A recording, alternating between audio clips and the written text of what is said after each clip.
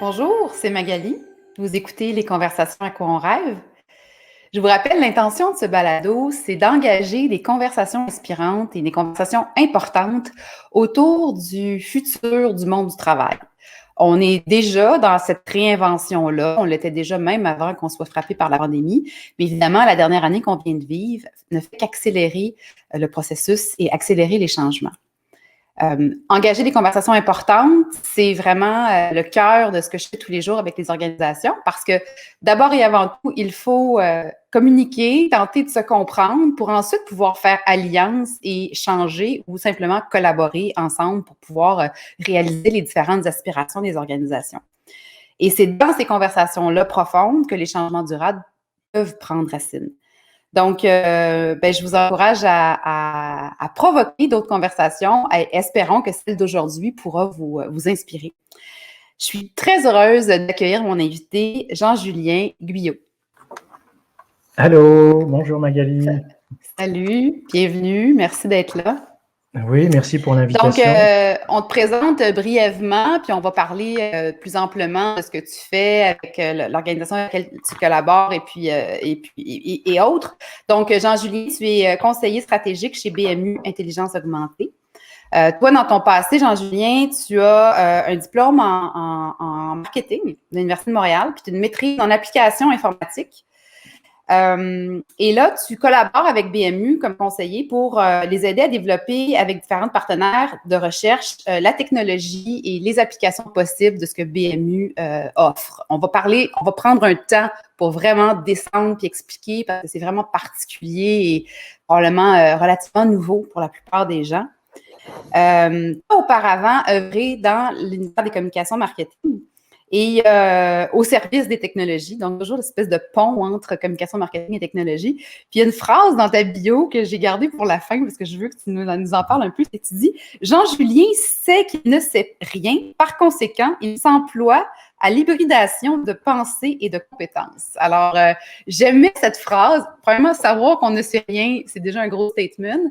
Donc, je te laisse peut-être nous donner quelques mots sur cette phrase que tu as cru bon mettre dans la bio pour positionner qui tu étais.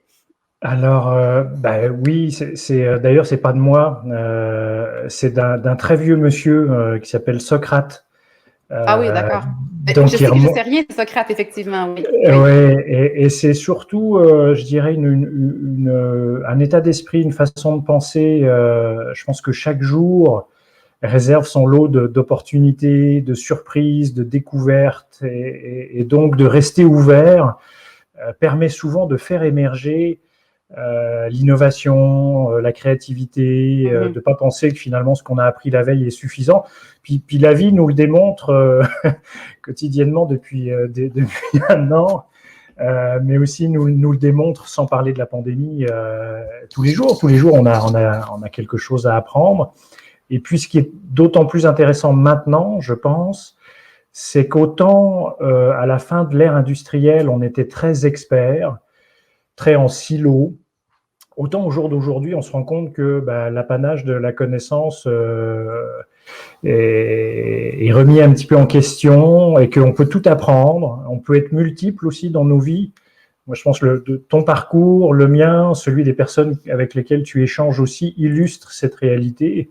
Au début, j'ai étudié en philosophie, au tout début de mon parcours. Je me suis même permis, il y a une couple d'années, d'étudier en ostéopathie. Bref, en fait, plus on apprend, plus on devient hybride et plus on peut faire émerger justement du sens, des liens et des opportunités.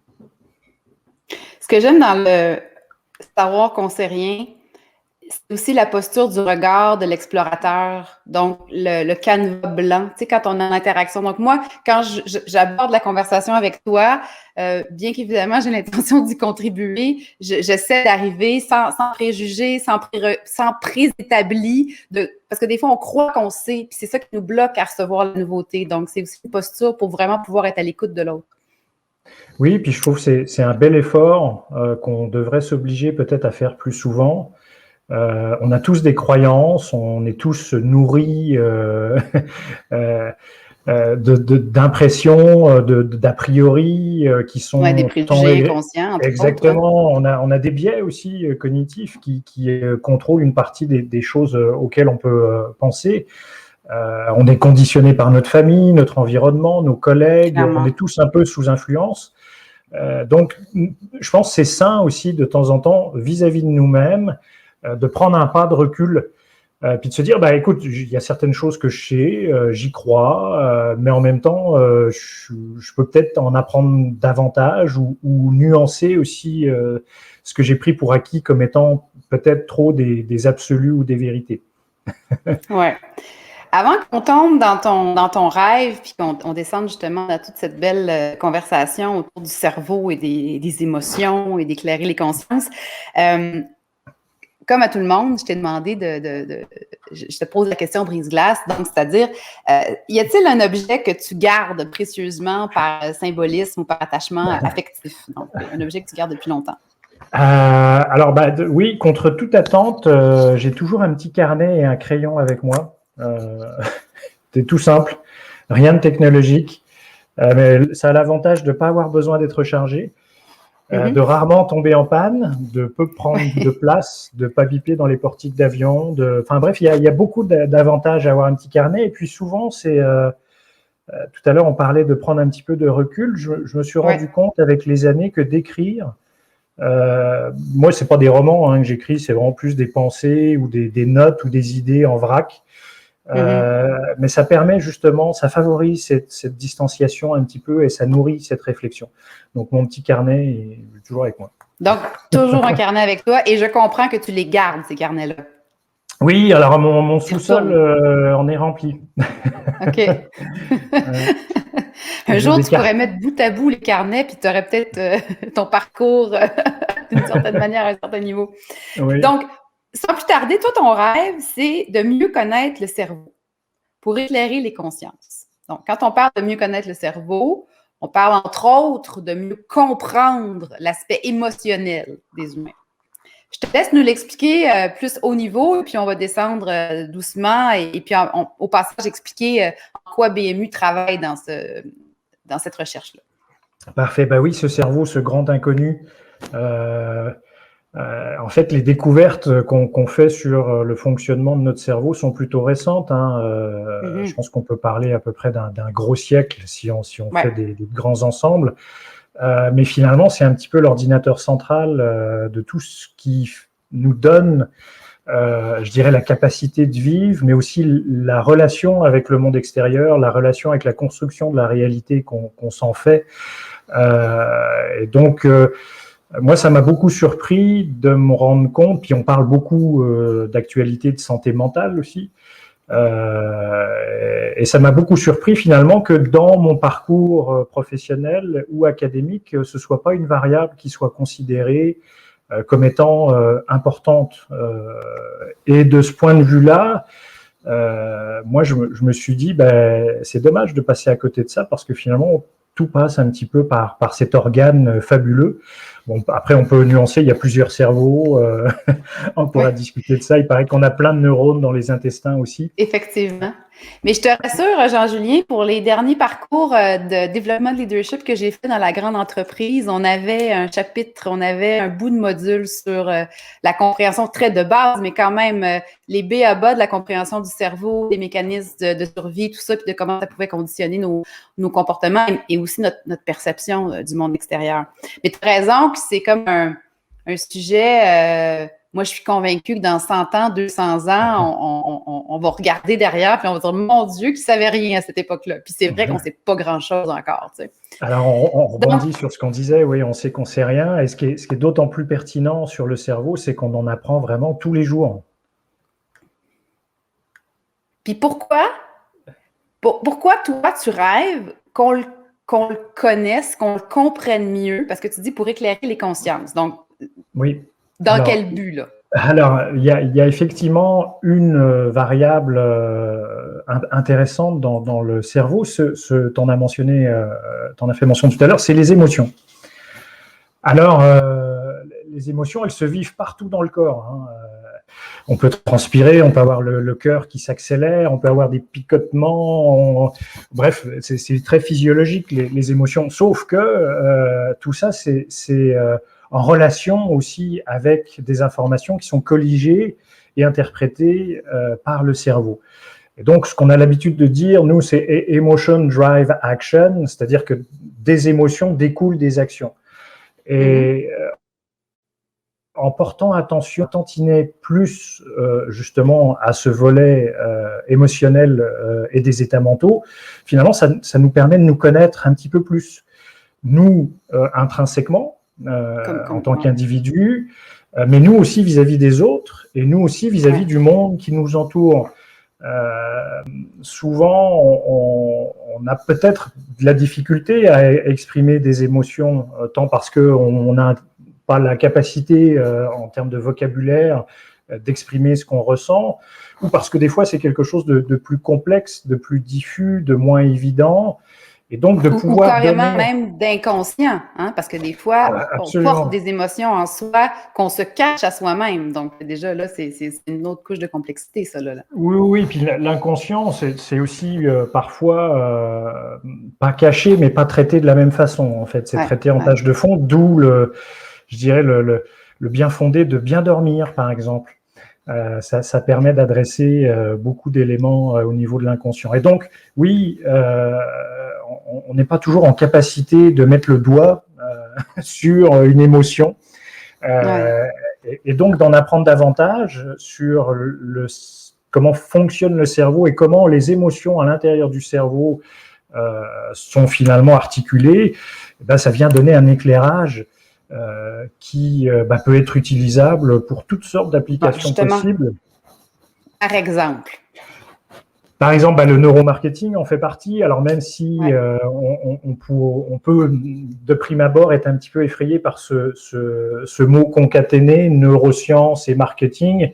Moi, j'ai toujours considéré le marketing comme une science humaine. Avant d'être une science commerciale, c'est surtout de comprendre les gens en fait et de comprendre la relation que les gens peuvent avoir avec un produit, un besoin, une marque, une entreprise, un service, comment etc.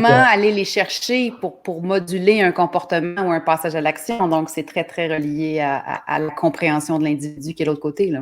Absolument. Puis le neuromarketing, et là aussi, il faut pas, je dirais, avoir peur. Mon papa dit souvent, la peur n'évite pas le danger. Je pense qu'il a raison. Je pense que la peur n'est pas quelque chose qui doit, au XXIe siècle, nous arrêter.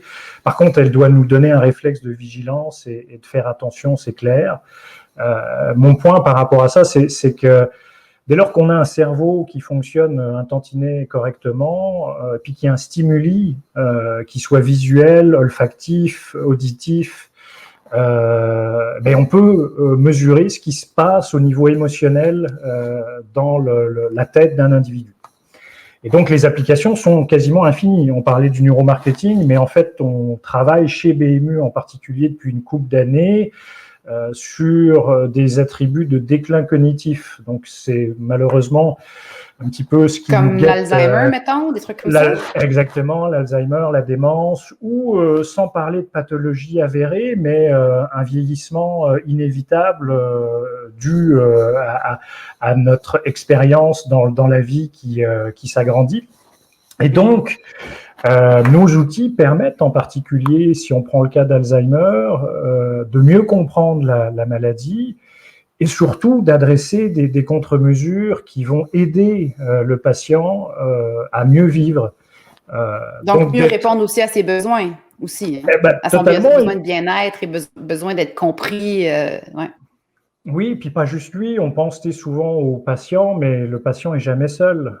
Il est entouré par une famille, il est entouré par des proches, il est entouré par des personnes soignantes issues du milieu médical. Donc ça vient contribuer pas juste au bien-être de la personne, qui est le but absolu, mais aussi au bien-être des personnes qui l'entourent. Et concrètement, là, sans rentrer dans les détails, mais on a publié beaucoup de publications scientifiques dans ce sens-là, et puis on a vu que la connaissance fine des émotions par mesure neuronale nous permettait d'ajuster, je dirais, des soins à destination de ces personnes-là, par exemple. OK. On a d'autres peut-être applications. Oui, il y a plein d'autres applications, mais j'aimerais ça peut-être parce que pour que les gens puissent un peu saisir, là, on parle de ça, puis là, le monde va se dire, OK, mais comment ils font? Oui. Comment on fait? Donc, vous avez une façon, là, avec une technique, un outil. Veux-tu nous parler puis après ça, on pourra parler peut-être de d'autres applications, mais que les gens puissent voir un petit peu, Oui. on n'est pas dans il y a un truc très concret là, qui est mis en Oui, application. c'est ça. C'est vraiment pas de l'ésotérisme, puisque nous, on travaille très étroitement avec BMU, travaille très étroitement avec des laboratoires de recherche universitaires, parmi ceux de l'Université de Montréal, de McGill, de l'UQAM. Et ces dernières années, donc, ce qu'on a développé, c'est grâce à l'intelligence artificielle et ce qu'on appelle à l'apprentissage profond, des algorithmes, donc des lignes de code, si je puis dire, articulé autour d'un outil de mesure. Donc l'outil de mesure, c'est un casque neuronal. Donc c'est comme un casque de bain qu'on vient tout simplement mettre comme une casquette sur la tête, avec lequel il y a des électrodes sèches qui ont la fonction de collecter l'électricité qui s'échappe de notre cerveau tous les jours. Souvent, on dit à la blague ceci, juste pour préciser, là, ça fait pas mal. Ça n'émet pas de choc électrique. C'est un capteur tout subtil. Exactement. C'est des capteurs qui vont à faible impédance être capables de mesurer le très bas niveau d'énergie électrique qui est produit en permanence par notre cerveau dans différentes zones du cerveau et qui correspondent finalement à différents états mentaux et différents états émotionnels. Donc c'est ça qu'on collecte, mais ça c'est pas nouveau, on n'a pas inventé ça, ça date de 1930, ce qu'on appelle les EEG, donc c'est électroencéphalogramme, donc c'est la lecture des activités électriques du cerveau. Là où nous, en fait, je dirais, BMU a amené quelque chose, c'est justement cette capacité de déterminer, je dirais, une grande variété de champs émotionnels. On connaît les émotions de base, je ne sais pas si vous avez vu le film Sans dessus-dessous de Pixar.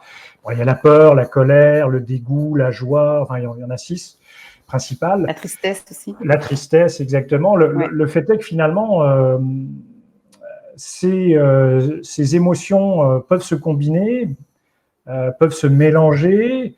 Et puis nous, on a à peu près une variété d'à peu près plus de 70 émotions différentes. Et donc ça, le fruit de notre travail avec les laboratoires de recherche a été justement de rendre accessible cette information par la collecte avec, je vous disais un petit peu la casquette avec les capteurs, et puis ensuite d'interpréter plus facilement les résultats, et ça de manière quasiment en temps réel. Ce qui était aussi un gros défi, c'est que souvent dans nos laboratoires, ça peut prendre du temps, ça peut prendre plusieurs jours à nettoyer le bruit, les artefacts, des mesures, parce que dès lors que ma mâchoire bouge ou que je marche ou que je fais des mouvements musculaires, tout ça va pouvoir interférer avec la mesure électrique du cerveau. Donc tout ça, nous, on le nettoie, on l'optimise pour se concentrer vraiment juste sur les aspects émotionnels.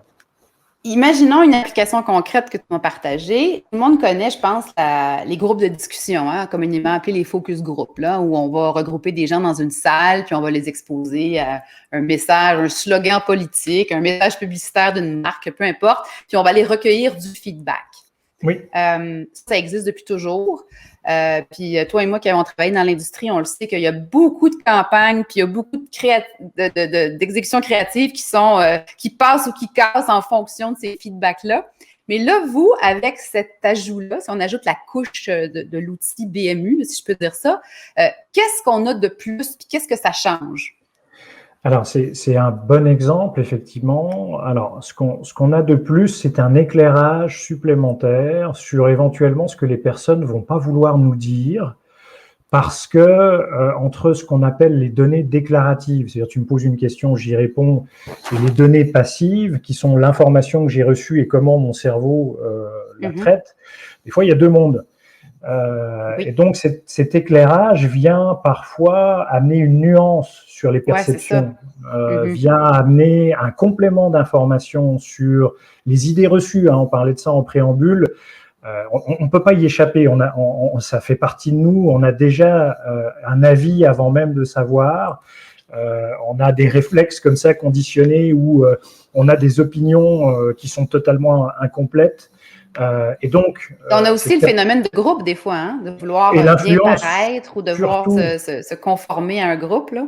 Ouais, surtout dans un contexte de groupe de discussion, c'est sûr que en fait, on veut faire plaisir aux modérateurs, on veut faire plaisir aux gens qui sont là ou pas, mais c'est pas nécessairement toujours ce qu'on vit ou ce qu'on ressent en dedans de nous. Et donc, dans ces exemples-là, ce que ça vient donner à l'entreprise, qu'elle soit annonceur ou fournisseur de services, c'est vraiment un éclairage supplémentaire sur les informations. C'est comme une lecture de plus, hein?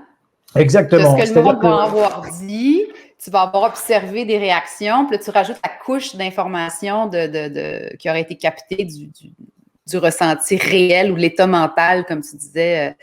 Oui. Ça, c'est un exemple. Oui, vas-y.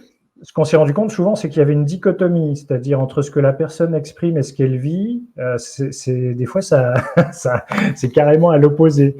Comment à part ce qu'on a déjà dit, là, on a parlé du fait des fois de ne pas avoir le vocabulaire, il y a des fois le fait de ne pas vouloir froisser ou en tout cas, comme censurer d'une certaine manière. Y a-t-il autre chose qui fait en sorte que parfois ce qu'on exprime puis ce qu'on ressent n'est pas du tout la même chose? Oui, il y a plusieurs choses. Il y a déjà des processus inconscients qui sont, je dirais, ceux de nous protéger. Je dirais le cerveau a comme mission… La sécurité de parler. Exactement. Puis le cerveau a quand même, au-delà de notre volonté, cette grande capacité à gérer des systèmes complexes pour nous permettre de vivre. Je ne sais pas quand est-ce que tu as pensé la dernière fois à dire à ton cœur de battre, mais ça n'a pas dû t'arriver souvent, ou tes poumons de respirer non plus. Tout ça, ça fonctionne, mais ça fonctionne grâce au cerveau, et c'est sous influence aussi de ce qu'on vit, de nos émotions, etc. Donc, il y a déjà une partie de survie qui est très importante, qui finalement vient des fois à créer cette distanciation. Après, il y a aussi le côté raisonnement. C'est-à-dire que les émotions nourrissent un raisonnement. Quand on dit que les émotions génèrent des actions, c'est parce que derrière, il y a quand même un processus. Donc cette dichotomie peut être aussi, je dirais, influencée par nos croyances, notre histoire, la place qu'on occupe à ce moment-là dans le groupe. Donc tout ça, il faut le prendre avec effectivement beaucoup de respect et d'humilité.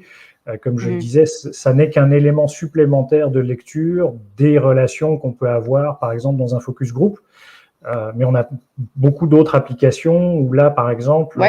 donne donc d'autres exemples pour nous. Oui, là où on fait, par exemple, pas de données purement déclaratives, mais on a eu l'occasion, c'est ça, de mesurer des spots publicitaires aussi courts que 15 secondes, ou même du contenu informationnel. On a travaillé au tout début de notre création d'entreprise avec Radio-Canada pour, par exemple, mieux comprendre les contenus courts, informationnels, vidéo qui étaient présents sur Internet, s'ils avaient autant d'impact quand il y avait un individu physique, ou si on remplaçait par une voix off et qu'on y ajoutait des mèmes ou des animations. Et donc, c'est super intéressant parce que ce que tend à faire un organisme d'information comme Radio-Canada, c'est que ces informations soient bien reçues adéquatement et qu'elles soient diffusées et comprises. Évidemment, si je comprends bien, en mesurant les deux, ça leur a permis éventuellement de faire des choix en fonction des résultats. Donc, ça peut orienter des stratégies, Totalement, c'est ça. On a benchmarké un contenu similaire en termes de fond, mais différent en termes de forme. Et donc, ça nous a permis de comprendre effectivement que, par exemple, le rôle de l'humain dans le passage de l'information était capital. On ne pouvait pas juste mettre des petites animations et des mèmes, mais qu'un mix des deux était intéressant parce que le mème va activer l'attention, va activer l'engagement. Donc, comme souvent on s'est dit dans l'industrie, il n'y a pas de recette magique. Là non plus, il n'y a pas de recette magique. Par contre, de le savoir, ça permet, comme tu le dis, d'adopter des tactiques beaucoup plus précises. Oui, parce que sinon, on arrive toujours à la fin avec une forme de résultat de l'effet de notre message ou de notre bande-annonce de film ou peu importe. Mais Mais là, on va peut-être pouvoir mieux faire des liens, mieux comprendre. Donc, il y a aussi l'espèce d'apprentissage en continu, puisque tu dis, évidemment, c'est pas une recette magique qui garantit tous les angles, mais ce data-là, le choix qui a été fait, ce que ça a donné, après ça, la fois d'après, on continue, on est toujours en train de mieux raffiner cette compréhension-là, j'imagine aussi. C'est un process évolutif. Oui, comme si on fait la boucle avec les focus group, c'est un peu ça. C'est-à-dire que post-campagne, on veut savoir, on veut mesurer, on veut évaluer pour éviter de refaire les mêmes erreurs ou au contraire, être dans l'ouverture de s'améliorer. Et là, c'est un peu la même logique, clairement. Et puis, ce qui est vraiment intéressant, on avait testé aussi des annonces publicitaires dans le domaine de l'aviation civile, du tourisme. On s'est rendu compte que il y avait certains attributs de marque qui étaient stressants ou anxiogènes pour le consommateur. Donc, par exemple, de montrer des photos, des scènes à l'intérieur d'un avion, dans la cabine, était souvent source de stress, alors que la personne n'achète pas l'avion. Lui, ce qu'il achète, c'est une destination. Elle achète le voyage au bout. Ah oui, mais l'annonceur en question, lui, se définissait beaucoup par le mode de transport. Et donc, c'est challengeant pour une entreprise de se faire dire, en fait, oublie le moyen de transport, même si c'est la genèse de ton entreprise, mais concentre-toi sur ce qui crée de l'émotion, c'est-à-dire la destination. Donc ça, c'est des exemples qu'on peut effectivement utiliser. On en a fait d'autres très trivialement sur du parcours de navigation Internet, par exemple sur de la soumission en ligne. Et là, on s'est rendu compte que malgré les efforts de bonne volonté d'experts en interface utilisateur ou en expérience utilisateur, malgré le respect des règles de l'art, eh bien, l'expérience émotionnelle et de l'état mental du participant ne reflétait pas du tout ces efforts-là. Et que la personne était prise, le participant était pris comme à quitter le site parce que pour lui c'était trop. En fait, il était dans un dead end alors que ça respectait les règles. Donc là, ça a permis. T'imagines la valeur ajoutée? T'imagines de savoir ça, puis évidemment, et d'agir en conséquence? Les gens, sinon tu peux passer le reste des 10 prochaines années à faire exactement la même chose sans aucune conscience que ton intention n'est pas rencontrée. Donc, c'est vraiment une belle… Mais j'aimerais ça que tu nous reparles parce que, tu sais, hein, même si on est dans le futur du monde du travail, j'ai le côté humanitaire très fort. J'aimerais que tu nous parles de d'autres exemples concrets de cette lecture-là des états mentaux et des émotions. À quelle autre utilisation humanitaire ou humaine, là, si je peux dire, ça peut être utilisé? Oui, alors… ce qui existe ou ce qui pourrait exister, hein, parce qu'évidemment… Exactement. C'est sûr que on peut tout faire aujourd'hui. Par contre, souvent, on se heurte à des paradigmes qui doivent évoluer. C'est un peu ça Comme quoi, le challenge. Par exemple, la psychologie. On sait que d'amener ces éléments-là, par exemple, dans les mains d'un psychologue, pourrait créer de la valeur.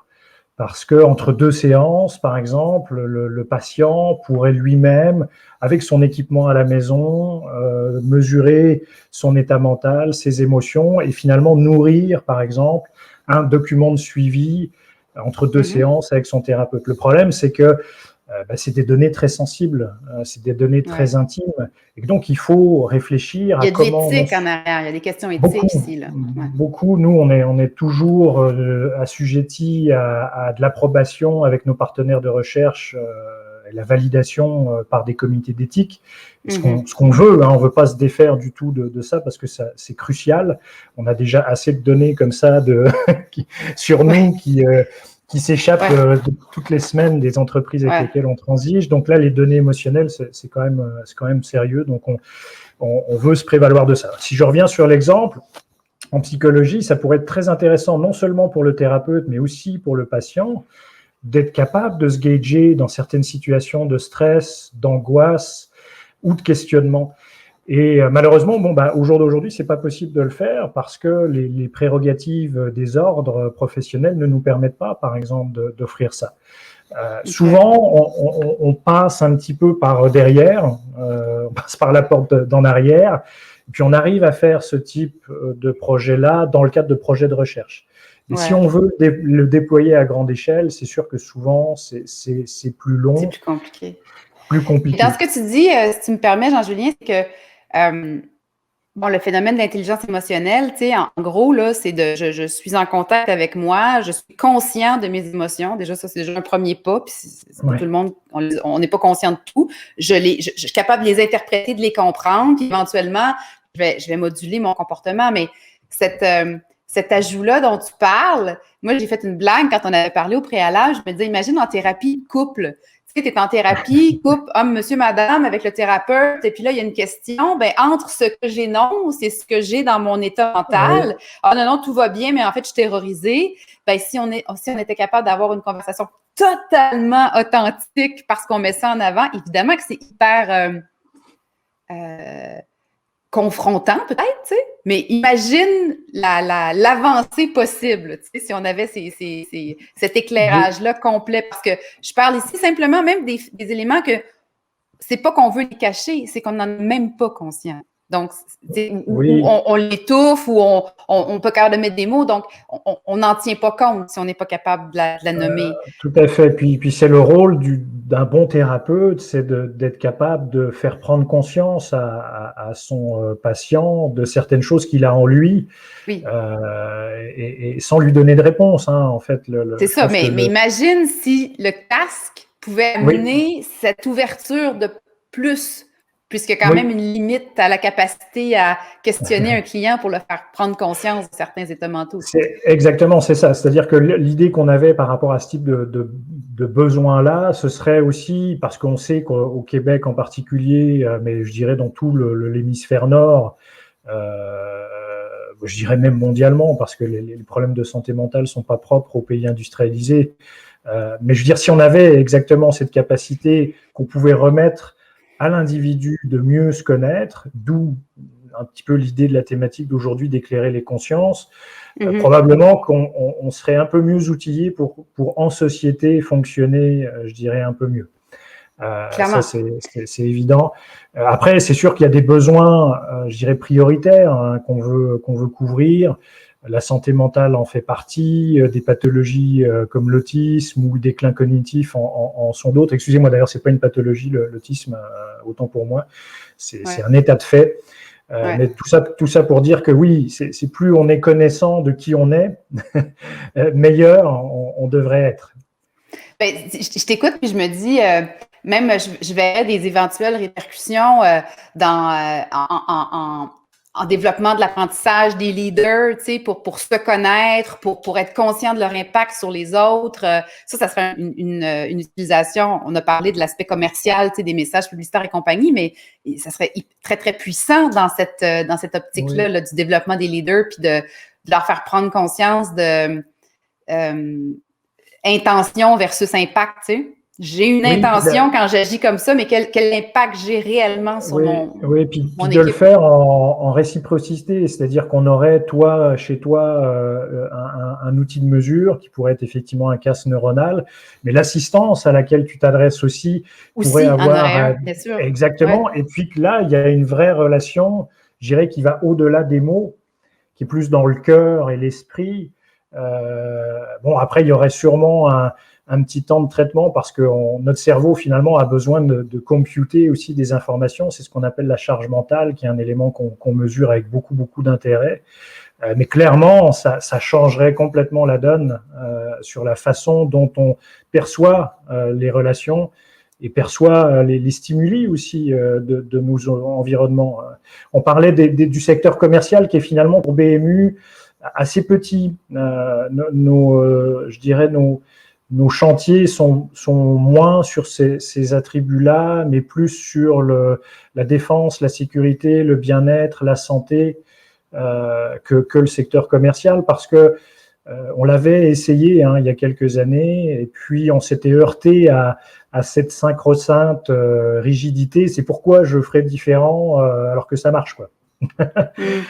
Mais tu sais, quand tu dis sécurité, santé, bien-être, tous ces mots-là que tu as utilisés pour parler du volet plus humain, ben tous ces mots-là, ils fonctionnent aussi pour les besoins entreprises, dans les tactiques de vente, dans les messages de communication interne. Je vois énormément d'applications. Écoute, on arrive vers la fin, là. Je veux juste ramener sur revenir. Donc, si on réussit parce que ton rêve, bon, évidemment, c'est BMU, mais il y a plein d'autres choses. Hein? Qu'est-ce qu'on fait pour mieux comprendre le cerveau, mieux comprendre nos émotions, pour pouvoir éclairer les consciences? Si tu avais, bon, évidemment, demain matin, moi, je ne peux pas aller me chercher un casque. Ben, peut-être que oui, mais qu'est-ce qu'il y a d'autre? Qu'est-ce que tu vois d'autre? Qu'est-ce qu'on peut proposer d'autre comme avenue? Tu sais? Est-ce que c'est un cheminement de développement personnel? Qu'est-ce qui nous permet à nous, comme humains, là, d'avoir une maîtrise ou une meilleure compréhension de ce qui se passe dans notre cerveau? Bah, définitivement, l'écoute. C'est-à-dire, là, je trouve que la pandémie nous a amené quand même quelque chose de fort. C'est le recul, la distanciation qui finalement nourrit l'écoute. Et nous, ce qu'on fait, c'est qu'on écoute. On utilise des technologies, on utilise le pouvoir, je dirais, de la puissance de calcul des machines, mais tout ce qu'on fait, c'est écouter. Donc l'écoute, c'est quelque chose qui ne prend rien. En fait, on parle de technologie, mais c'est juste des fois de se taire, d'écouter le vent dans les arbres, d'écouter la circulation sanguine dans notre corps, d'écouter le chant ou les mots que les personnes utilisent, et puis de s'arrêter là, en fait, sans y donner plus d'interprétation. Mais je pense que cet outil-là de l'écoute est largement sous-estimé, en fait. Oui. Puis une chose que j'aime bien dire souvent quand je travaille avec les groupes en entreprise, je leur parle de l'écoute dans le sens d'écouter pour comprendre, parce qu'on a tendance à écouter pour répondre. Puis c'est pas du tout la même qualité d'écoute. Ben écoute, Jean-Julien, c'est fascinant. Je pense qu'on aurait pu développer. Moi, je te le dis pour vrai, là, je dis souvent à la blague que si je retournais dans le temps, je rêverais d'étudier les neurosciences. Donc, je referais un parcours peut-être complètement différent. Je trouve que ça me fascine. Puis j'envie presque les futures générations qui vont assister à tous ces déploiements et à toutes ces découvertes-là qu'on va faire. J'ai envie de te proposer comme mot de la fin que je veux t'offrir. C'est avec tout ce qu'on s'est dit aujourd'hui, s'il y avait une seule chose, soit un conseil ou un message ou pour pouvoir arriver à ton rêve, hein, parce qu'on parle de la préfie, est-ce que toi, tu veux ça comme rêve? Donc, qu'est-ce que tu aurais à nous dire comme mot de la fin pour nous inviter dans cette voie-là, de la compréhension des émotions et du cerveau? Je pense que quelle que soit la finalité, hein, que ce soit commercial ou pas, je pense que la bienveillance et l'écoute de l'autre comporte en elle toutes les réponses à nos questions. Donc d'être justement éveillé aux émotions, éveillé à la conscience de l'autre, quelles que soient les finalités, ben c'est vraiment, je dirais, le changement de paradigme dans lequel il faut qu'on s'inscrive les générations à venir. Ouais, vraiment intéressant. Puis évidemment, si on y ajoute une couche technologique, tant mieux. Puis moi, je pense que dans ce que tu dis aussi, il y a toute la notion, après cette bienveillance puis cette écoute-là, il y a un paquet de questions aussi qui peuvent être ajoutées pour écouter davantage puis comprendre davantage. Tu sais, des fois, on s'arrête vite. On veut comprendre vite. Quand une compréhension fine et profonde, ça prend du temps, ça prend des cycles. Moi, souvent, j'ai fait de la vente beaucoup et souvent, je disais que nos meilleurs vendeurs étaient ceux qui écoutaient et qui reformulaient, qui re-questionnaient, qui n'étaient pas tout de suite dans des affirmations, dans des vérités, ou d'essayer de closer le plus rapidement. Et donc ça, c'est quelque chose qu'on peut, la vente, la PNL de la vente est quelque chose de très fort. Hein, la programmation neurolinguistique commerciale, c'est quelque chose d'extrêmement puissant, mais ça passe beaucoup, c'est ça, par reformuler des questions, des réponses qui sont des questions, nourrir la relation. Plus la relation est forte, plus elle est durable, plus elle est nourrie, plus elle devient riche. Donc c'est un peu ça. Ouais. Puis c'est là qu'on revient avec ta prémisse de départ, d'arriver avec une espèce d'état d'esprit. Je sais que je ne sais rien. Parle-moi, nourris-moi. Je suis curieux. Je n'ai pas d'a priori. Tu sais. Oui. Alors, je te remercie énormément de ta participation. Veux-tu nous dire le nom, l'adresse du site web si jamais on veut aller consulter le site de BMU? Oui, donc c'est bmu.co. Voilà. D'accord, et parfait. Puis c'est sûr que c'est un work in progress, hein, comme bien souvent, les choses vont tellement plus vite que les sites web, donc on essaie de le mettre à jour régulièrement. Au moins, c'est un point de contact pour l'entreprise.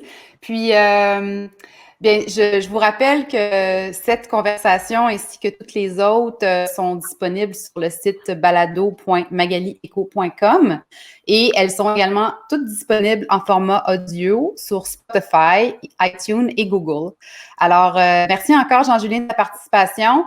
Puis, Merci Magali. ben, bonne suite à cette belle quête sur laquelle tu collabores. Merci, prends soin de toi.